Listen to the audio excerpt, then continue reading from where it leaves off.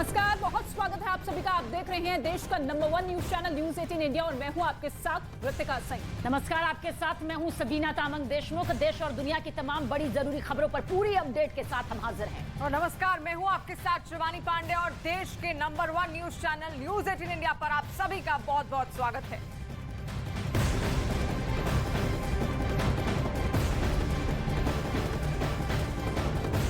और शुरुआत बड़ी खबर के साथ कर रहे हैं। मध्य प्रदेश के सतना में कांग्रेस के 2 विधायकों पर छेड़छाड़ का आरोप लगा है। आरोप है कि कांग्रेस के विधायकों ने ट्रेन में महिला से बदसलूकी की, छेड़खानी की। और छेड़छाड़ के आरोप में महिला ने कांग्रेस के विधायकों के खिलाफ केस दर्ज भी कराया है। एक एएसआई 2 हवलदारों को हमने ट्रेन में रवाना किए, दोनों मिला के चले थे। FIR वहाँ पे लिख कर रखी है और वो भोपाल तक पहुंच गए हैं। भोपाल से अभी पार्टी वापस आई नहीं है।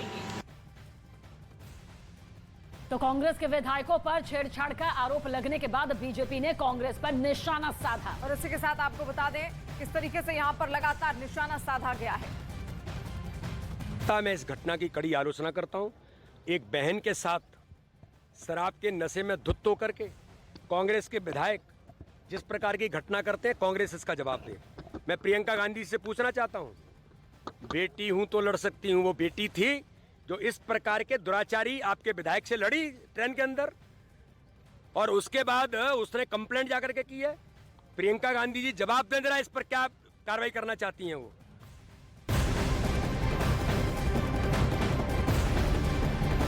और पंजाब को दहलाने की साजिश एक बार फिर फेल हो गई है। ISI के बड़े धमाकों की साजिश नाकाम हुई है। पंजाब पुलिस ने कार्रवाई करते हुए 9 आरोपियों को गिरफ्तार किया। और इसी के साथ आपको बता दें जो पंजाब को दहशत फैलाने की तैयारी में लगातार थे।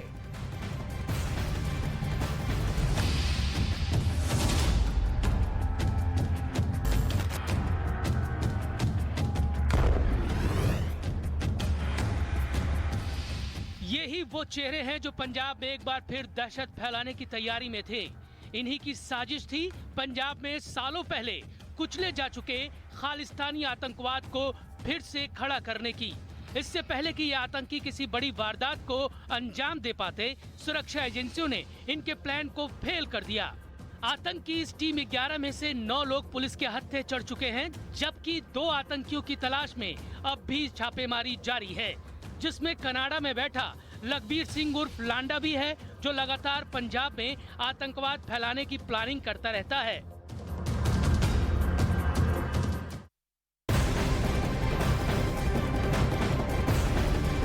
और आतंकवादियों ने जिस पुलिस सब इंस्पेक्टर की गाड़ी में RDX लगाया था, उसको लेकर अब जानकारी सामने आई है। आपको बता दें उसमें एक फोन भी फिट बकायदा किया गया था और सब कुछ प्लान के मुताबिक ही चल रहा था। बस इंतजार कनाडा में बैठे आतंकी आका लखबीर सिंह का था, उसके मोबाइल फोन कॉल का था। ये वही आतंकी हैं जिन्हें अमृतसर में CIA के एक सब इंस्पेक्टर दिलबाग सिंह की गाड़ी के नीचे RDX रखने के आरोप में गिरफ्तार किया गया। पंजाब पुलिस के सब इंस्पेक्टर दिलबाग सिंह की गाड़ी के नीचे रखे RDX के सीधे तार पाकिस्तान ISI, पाकिस्तान में बैठे आतंकी रिंदा और कनाडा में बैठे आतंकी लखबीर सिंह लांडा से जुड़े पाए गए हैं। लेकिन इससे भी बड़ा खुलासा हुआ है कि पाकिस्तान ISI ने पंजाब पुलिस को टारगेट करने के लिए एक नया प्लान बनाया था, ताकि पंजाब की जनता में यह मैसेज जाए कि पंजाब पुलिस, पंजाब के CIA के दफ्तर, पंजाब के पुलिस चौकी और पुलिस थाने अगर सुरक्षित नहीं है तो पंजाब की आवाम की रक्षा आखिर कौन करेगा। पाकिस्तान ISI की पंजाब में ग्रेनेड अटैक और RDX से बड़े धमाकों को अंजाम देने की बड़ी साजिश का पर्दाफाश हुआ है।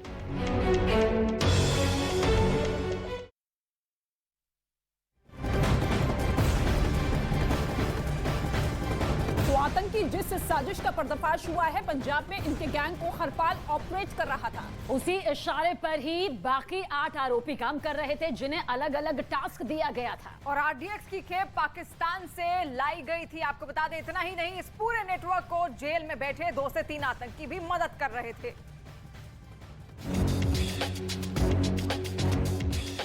गिरफ्तार आतंकी हरपाल सिंह और फतेहदीप दोनों ही तरन तारण के रहने वाले हैं और पंजाब पुलिस की पूछताछ में दोनों ने खुलासा किया कि अब रिंदा और लांडा का टारगेट पंजाब की पुलिस फोर्स और पंजाब के सीआईए दफ्तर पुलिस थाने थे। इसलिए सीआईए स्टाफ के सब इंस्पेक्टर दिलबाग सिंह की गाड़ी पर 15-16 अगस्त की रात को 2 बजे आरडीएक्स रखा गया। क्योंकि दिलबाग लंबे वक्त से आतंकवाद से जुड़े मामले की तफ्तीश में जुटे थे, इसलिए वो आतंकियों के टारगेट पर थे और यही वजह है कि पंजाब पुलिस आतंकियों के निशाने पर थी। क्योंकि पंजाब पुलिस ने जवाबी कार्रवाई और पंजाब में कानून व्यवस्था बनाए रखने के लिए जिन आतंकियों और उनके समर्थकों को ढेर किया था, उसका बदला रिंदा और लांडा लेना चाहते थे।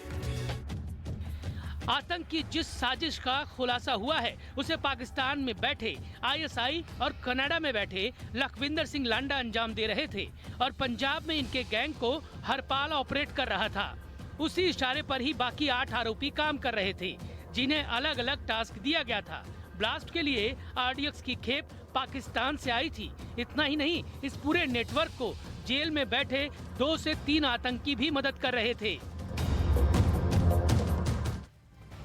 तो पाकिस्तान अपनी हरकतों से बाज नहीं आ रहा है। खुफिया एजेंसी आईएसआई की साजिश का पंजाब पुलिस की इंटेलिजेंस टीम ने पर्दाफाश कर दिया है। पंजाब पुलिस का दरअसल दावा है कि आईएसआई की प्रदेश में धमाके की प्लानिंग थी और पंजाब में कई सारे बड़े धमाके करने की फिराक में यहाँ पर बड़ी प्लानिंग की गई थी।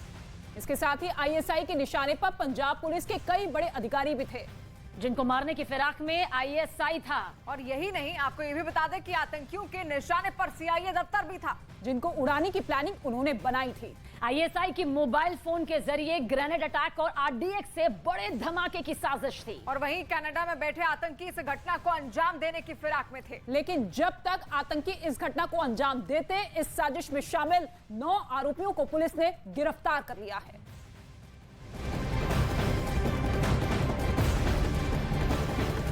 रूस और यूक्रेन के बीच चल रही जंग के बीच जो बाइडेन के नए बयान ने परमाणु हमले की आशंका को बढ़ा दिया है। जो बाइडेन ने दुनिया को आगाह करते हुए कहा कि क्यूबन मिसाइल क्राइसिस के बाद इस वक्त दुनिया पर तबाही का बहुत बड़ा खतरा मंडरा रहा है। और इसी के साथ उन्होंने पुतिन की परमाणु हथियारों के इस्तेमाल को लेकर दी गई धमकी को मजाक में नहीं लेने को कहा है।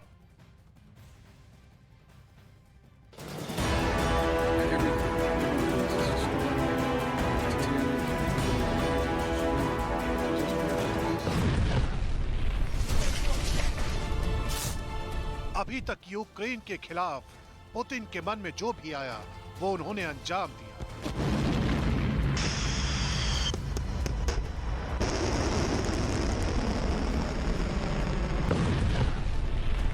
अभी तक पुतिन ने यूक्रेन को घुटनों के बल लाने के लिए हर हथियार का इस्तेमाल किया है। अभी तक पुतिन ने हर धमकी, हर पाबंदी को दरकिनार कर यूक्रेन के साथ वो किया है जिसकी चर्चाएं दुनिया भर के अखबारों की सुर्खियां बनी। लेकिन अब यूक्रेन के खिलाफ पुतिन जिस प्लानिंग में जुटे हैं, वो इतिहास की भयानक घटनाओं को एक बार फिर वर्तमान का हिस्सा बना सकती है। क्योंकि अमेरिका के राष्ट्रपति जो बाइडेन ने अपने नए बयान में दुनिया को चेतावनी देते हुए डराने वाली आशंका को सामने रख दिया है। इस बार बाइडेन के बयान की सबसे खास बात यह है कि उन्होंने पुतिन की परमाणु प्लानिंग को क्यूबा के मिसाइल संकट से जोड़ दिया है। टैक्टिकल न्यूक्लियर वेपन के बारे में पुतिन कोई मजाक नहीं कर रहे हैं। क्यूबा मिसाइल संकट के बाद इस वक्त दुनिया पर बहुत बड़ा तबाही का जोखिम मंडरा रहा है। और रूस और यूक्रेन के बीच चल रही जंग इस वक्त अपने सबसे नाजुक पड़ाव पर पहुंच चुकी है। आशंका जताई जा रही है कि कभी भी व्लादिमीर पुतिन की सेना यूक्रेन के खिलाफ कम ताकत वाले परमाणु हथियारों का इस्तेमाल कर सकती है। और इस डराने वाली आशंका को अब अमेरिकी राष्ट्रपति जो बाइडेन का वो नया बयान भी ताकत दे रहा है।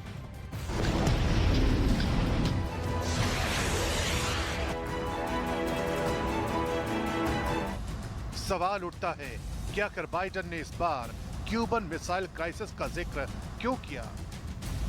क्यों उन्होंने कहा कि दुनिया कयामत वाले हाई रिस्क के दौर से गुजर रही है? इन दोनों सवालों के जवाब समझने के लिए हमें अतीत में दबे उस स्याह इतिहास को कुरेदना होगा जिसने दुनिया के सामने बहुत बड़ा संकट खड़ा कर दिया था। दरअसल 1962 में शीत युद्ध के दौरान दुनिया परमाणु युद्ध के मुहाने पर पहुंच गई थी, क्योंकि 14 अक्टूबर 1962 को अमेरिका के एक जासूसी विमान को ये पता चला था कि क्यूबा में सोवियत संघ ने परमाणु मिसाइलों को तैनात कर दिया है। जिस जगह पर इन परमाणु मिसाइलों को तैनात किया गया था, वो जगह अमेरिका के फ्लोरिडा तट से महज 150 किलोमीटर की दूरी पर मौजूद थी। क्यूबा में परमाणु मिसाइलों को ऐसी जगह तैनात किया गया था जहां से अमेरिका के बड़े हिस्से पर हमला किया जा सकता था। इतिहास में इस घटना को शीत युद्ध के सबसे नाजुक लम्हों में से एक क्यूबा मिसाइल संकट के रूप में याद किया जाता है। यही वजह है कि बाइडेन को अब ये लग रहा है कि एक बार फिर रूस अपने सहयोगी देशों के साथ मिलकर यूक्रेन के खिलाफ न सिर्फ टैक्टिकल न्यूक्लियर वेपन का इस्तेमाल कर सकता है, बल्कि दुनिया के सामने एक नया खतरा खड़ा कर सकता है। क्योंकि मौजूदा वक्त में यूक्रेन में रूसी सेना के साथ जो कुछ हो रहा है, उसे लेकर लगातार ये बातें कही जा रही हैं कि पुतिन कभी भी अपना न्यूक्लियर ब्रीफकेस खोल सकते हैं। और यूक्रेन और रूस के बीच चल रहे युद्ध में अब आपको बता दें किस तरीके से और परमाणु हमले की आशंका तेजी से बढ़ती जा रही है, क्योंकि हर कोई अब परमाणु हमले को आखिरी हथियार मानकर चल रहा है। सबसे ताजा बयान राष्ट्रपति बाइडेन का है, जिन्होंने कहा टैक्टिकल न्यूक्लियर वेपन के बारे में पुतिन कोई मजाक नहीं कर रहे हैं। और क्यूबा मिसाइल संकट के बाद इस वक्त दुनिया पर बहुत बड़ी तबाही का जोखिम मंडरा रहा है। जो बाइडेन ने ऐसा इसलिए कहा क्योंकि पुतिन साफ साफ कह चुके हैं कि वो अपने नागरिकों की रक्षा के लिए सभी संसाधनों का इस्तेमाल जरूर करेंगे। रूसी राष्ट्रपति ने कहा कि उनके पास जवाब देने के लिए बहुत हथियार हैं और ये कोई धौंस नहीं है। और पुतिन के बयान पर जेलेंस्की ने भी अब अपना जवाब दिया है। उन्होंने कहा कि रूस परमाणु हमला करे इससे पहले नेटो को संभावित खतरे से पहले दुश्मन पर हमला कर देना चाहिए। और उधर ब्रिटेन की बात की जाए तो ब्रिटेन ने भी पुतिन के परमाणु धमकी पर कड़ी प्रतिक्रिया दी है। ब्रिटेन के विदेश मंत्री जेम्स क्लोएवरी ने कहा कि अगर व्लादिमीर पुतिन ने किसी भी तरह के परमाणु हथियार का इस्तेमाल किया तो उन्हें गंभीर नतीजे भुगतने होंगे।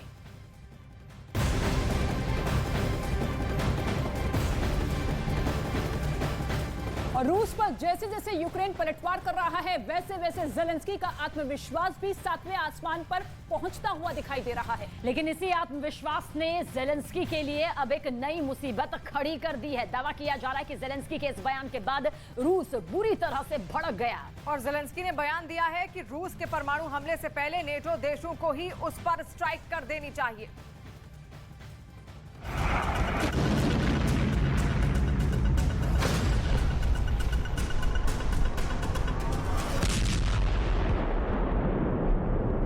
दुनिया के सामने पहले ही परमाणु हमले का खतरा दस्तक दे रहा है और अब यूक्रेन के राष्ट्रपति व्लादिमीर जेलेंस्की के नए बयान ने न्यूक्लियर वॉर पर नया घमासान मचा दिया है। इस नए घमासान की स्क्रिप्ट को समझने के लिए जेलेंस्की के बयान को समझना जरूरी है। रूस की तरफ से परमाणु हमला हो उससे पहले नेटो देशों को आगे आकर स्ट्राइक कर देनी चाहिए। यानी जेलेंस्की सीधे सीधे नेटो देशों को उस युद्ध का न्योता दे रहे हैं जिस युद्ध की कल्पना भर से दुनिया कांप जाती है। और यही वजह है कि जेलेंस्की के बयान की न सिर्फ वैश्विक आलोचना हो रही है, बल्कि रूस को भी यूक्रेन पर आरोप लगाने का मौका मिल गया है। रूस की तरफ से जेलेंस्की के बयान को टारगेट करते हुए आरोप लगाया गया है कि जेलेंस्की तीसरे विश्व युद्ध को न्योता दे रहे हैं। Обов'язково настане день, коли ми прозвітуємо про успіхи, контролюються окупантами. Настане день і жодне газеє.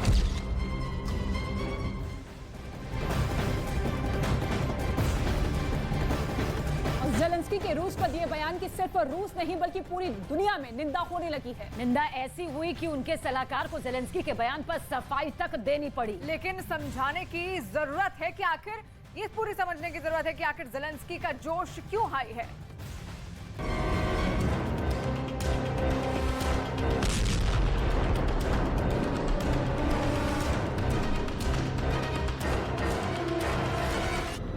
खबर तो ये भी है कि ज़ेलेंस्की का परमाणु हमले वाला बयान वैश्विक स्तर पर निंदा की वजह बन गया है, जिसके चलते ज़ेलेंस्की के एडवाइजर को बीच बचाव में उतरना पड़ गया और ये बताना पड़ा कि ज़ेलेंस्की के बयान का असल मतलब क्या था। और आइए अब आपको ये भी दिखाते हैं कि आखिर ज़ेलेंस्की क्यों इतने आत्मविश्वास में हैं और क्यों वो नेटो देशों को संभावित खतरे से पहले दुश्मन पर हमला करने की सलाह दे रहे हैं। दरअसल नेटो देशों से मिल रहे हथियारों की बदौलत यूक्रेन रूस को लगातार भारी नुकसान पहुंचा रहा है। रोजाना रूस के सैन्य ठिकानों और उसके आर्टिलरी यूनिट को तबाह करने की तस्वीरें सामने आ रही हैं। इतना ही नहीं, यूक्रेन के सैनिक लगातार रूसी सेना को करारा जवाब दे रहे हैं। बावजूद इसके रूस की तरफ से संप्रभुता की रक्षा के लिए परमाणु हमले की बातें लगातार कही जा रही हैं। यही वजह है कि ज़ेलेंस्की के तेवर भी हाई हो गए हैं और वो नेटो देशों को रूस के खिलाफ स्ट्राइक करने की सलाह दे रहे हैं।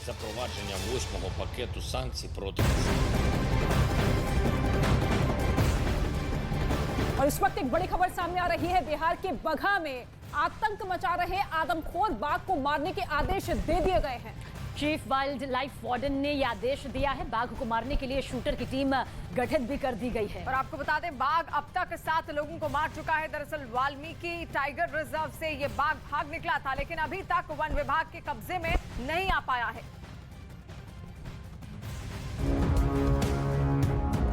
जिसके बाहर निकलते ही आसपास के इलाकों में अफरा तफरी मच गई। इस बाघ की वजह से आसपास के इलाकों में दहशत फैली हुई है।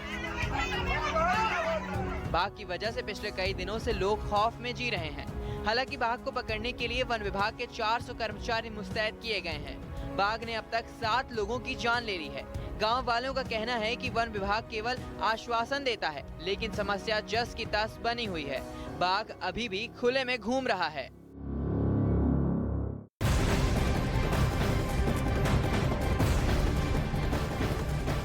और बिहार के बगहा में गांव वाले इन दिनों दहशत में जी रहे हैं।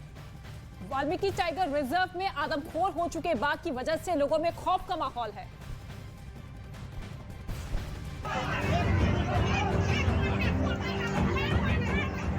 दरअसल गोवर्धन इलाके के डुमरी गांव में एक और आदमी को बाघ ने अपना निवाला बना लिया, जिसके बाद गांव में पहुंचे वन विभाग के अधिकारियों को लोगों के गुस्से का सामना करना पड़ा। घटना के बाद आक्रोशित ग्रामीणों ने वन विभाग के खिलाफ जमकर हंगामा शुरू कर दिया और वन विभाग की गाड़ियों में तोड़फोड़ की। पिछले 25 दिनों से बाघ को पकड़ने के लिए वन विभाग के कर्मचारी लगे हुए हैं, लेकिन अभी तक बाघ काबू में नहीं आ सका है। अब तक इस बाघ ने 7 लोगों को अपना शिकार बनाकर मौत के घाट उतार दिया है।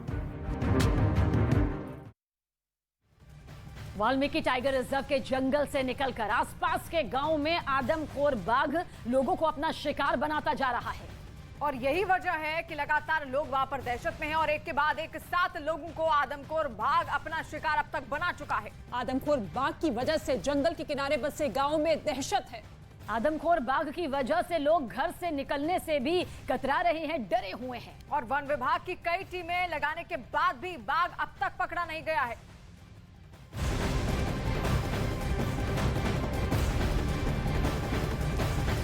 और उधर महाराष्ट्र के सतारा में भी तेंदुए का आतंक देखने को मिला है, जहां पर एक तेंदुआ घर में घुसकर करीब 4 घंटे बैठा रहा, जिसकी तस्वीरें भी सोशल मीडिया पर अब वायरल हो रही हैं।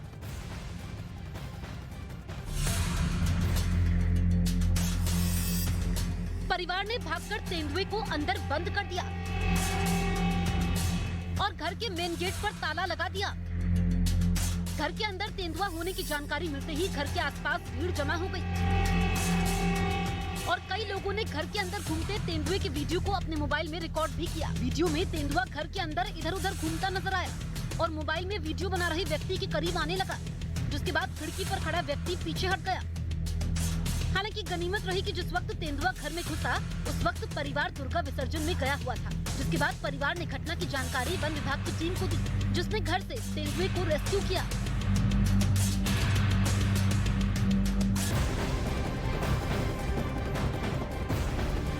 और इधर बिहार के गोपालगंज में बाढ़ का खतरा लगातार मंडरा रहा है।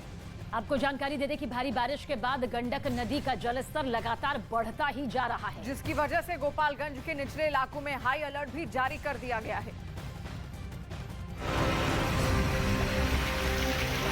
असल में नेपाल में हो रही बारिश की वजह से गंडक नदी के जलस्तर में तेजी से बढ़ोतरी हो रही है, जिसकी वजह से निचले इलाकों में पानी प्रवेश करने लगा है।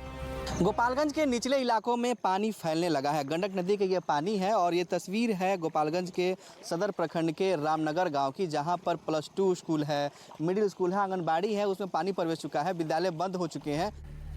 ऐसे में गांव के गांव पूरी तरह जलमग्न हो गए। घुटनों तक भरे पानी से गुजरकर लोगों को आना जाना पड़ रहा है। गंडक नदी के आसपास के इलाकों में बाढ़ का खतरा मंडरा रहा है, जिसकी वजह से क्या बड़े क्या बच्चे सभी मुश्किल में हैं। बता दें कि वाल्मीकि नगर बराज से 4,40,000 क्यूसेक पानी गंडक नदी में छोड़ा गया, जिसके बाद निचले इलाकों में तेजी से पानी घुसने लगा। गंडक नदी खतरे के निशान से करीब 1 मीटर ऊपर बह रही है।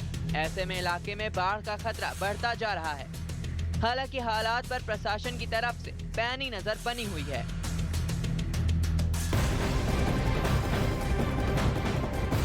और इधर नोएडा के एक और हाउसिंग सोसाइटी से हैरान करने वाला मामला सामने आया है, जिसमें एक सिक्योरिटी गार्ड के साथ बदसलूकी सामने आई। और आपको बता दें, ताजा मामला सेक्टर 74 के सुपरटेक केप टाउन का बताया जा रहा है, जहां पर ये मनमानी की गई है। सोसाइटी के अंदर का ये मामला है, जहां गार्ड की पिटाई का सीसीटीवी फुटेज सामने आया है। वीडियो में साफ दिख रहा है कि पहले एक महिला गार्ड की पिटाई कर रही है, उसके बाद महिला के साथ आए एक आदमी ने भी रिसेप्शन एरिया से बाहर ले जाकर गार्ड की पिटाई की। पीड़ित गार्ड का कहना है कि पिटाई की वजह से उसकी हालत बेहद खराब है। CM1 से 2 लोग आए, मेरे साथ बदतमीजी के साथ गाली देते हुए रिसेप्शन से बाहर ले गए और मेरे को सर बहुत मारा, थप्पड़ लात घूसा और सर लास्ट में मेरे प्राइवेट पार्ट में 2 लात मारी सर। दरअसल महिला ने गार्ड को आवारा कुत्ते को हटाने को कहा था। वहीं गार्ड के मना करने पर महिला आग बबूला हो गई और गार्ड को कई थप्पड़ जड़ दिए। घटना की जानकारी मिलने पर पुलिस ने दोनों पक्षों के खिलाफ मामला दर्ज कर लिया है और एक आरोपी की गिरफ्तारी भी हुई है। महिला पक्ष है जिसके पद को गिरफ्तार किया गया, उसका यह कहना है कि महिला के साथ गार्ड ने दुर्व्यवहार किया। जो वीडियो आई है उसमें देखा गया है कि महिला द्वारा इसको मारा गया है। इनको जब मौके पर पुलिस पहुंची तो ये देख के कि झगड़ा और बढ़ सकता है और कोई संगीन अपराध भी हो सकता है, कोई संज्ञेय अपराध हो सकता है। एहतियातन दोनों को 151 में गिरफ्तार करके मजिस्ट्रेट के यहाँ भेजा गया है। ये वीडियो अब सोशल मीडिया पर वायरल हो रहा है।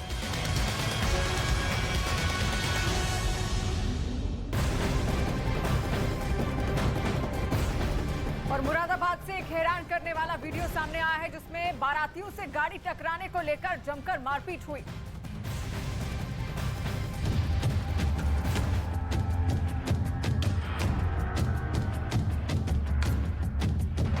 और इस मारपीट में कई लोग घायल हो गए। मामला मुगलपुरा इलाके का है, जहां पर बारातियों से 2 स्कूटर सवार टकरा गए, जिसके बाद दोनों पक्षों के बीच जमकर विवाद हुआ और विवाद मारपीट में बदल गई। दरअसल स्कूटी के टक्कर से कुछ बारातियों को चोट लग गई, जिसके बाद विवाद ने हिंसक रूप ले लिया।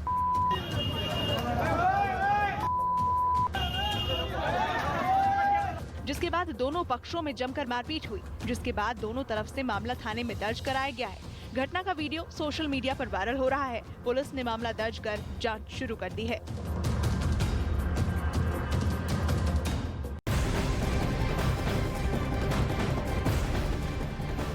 और इस बीच एक बड़ी खबर सामने आ रही है। बाल्टिक सागर में नॉर्थ स्ट्रीम पाइपलाइन में हुए धमाके की जांच में बड़ा दावा किया गया है। स्वीडन की सिक्योरिटी सर्विस SAPO की तरफ से ये बयान आया कि नॉर्थ स्ट्रीम पाइपलाइन को उड़ाने के लिए विस्फोटकों का इस्तेमाल किया गया था। और साथ साथ स्वीडन ने यह कहा कि विस्फोटकों के सबूत भी मिले हैं।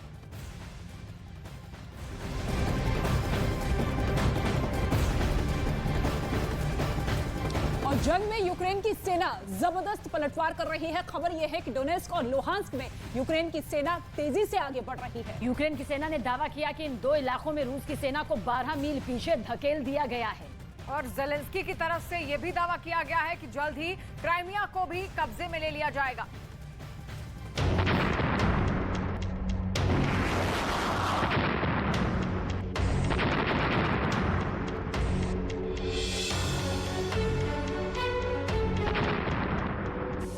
बीते 7 महीनों से यूक्रेन में यही चल रहा है। चारों तरफ सिर्फ और सिर्फ बारूद की गंध महक रही है और बर्बादी का मंजर दिखाई दे रहा है। जंग में कई इलाकों में जीत का दावा करने वाले रूस को कई मोर्चों पर मात खानी पड़ी। रूस के कब्जे वाले इलाके में जंग तेज। यूक्रेन की सेना का जबरदस्त पलटवार। पुतिन के किले को कब्जे में लेने की तैयारी। जनमत संग्रह कराकर 4 इलाकों पर कब्जे का दावा करने वाले पुतिन की सेना को उन्हीं इलाकों में मात मिलने की तस्वीरें सामने आने लगी। खेरसॉन की ये तस्वीरें देखिए। यहाँ के एक गांव पर यूक्रेन की फौज ने अपना कब्जा कर लिया है। रूस का झंडा हटाकर यूक्रेन का झंडा भी लगा दिया, यानी यूक्रेन लगातार दबाव बना रहा है।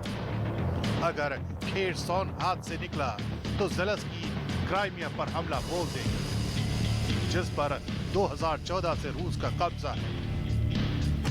यूक्रेन की सेना लगातार पलटवार कर रही है। अब रूस के कब्जे वाले क्राइमिया में भी पलटवार की तैयारी जबरदस्त चल रही है। अमेरिका के एक बड़े अधिकारी ने दावा किया है कि क्राइमिया को भी यूक्रेन की सेना रूस से आजाद करा लेगी, यानी पुतिन के सबसे बड़े किले पर ही कब्जा हो जाएगा। ज़ेलेंस्की भी अपने सैनिकों के धाकड़ अंदाज को देखकर दोबारा क्राइमिया को अपने कब्जे में लेने का प्लान करने लगे हैं।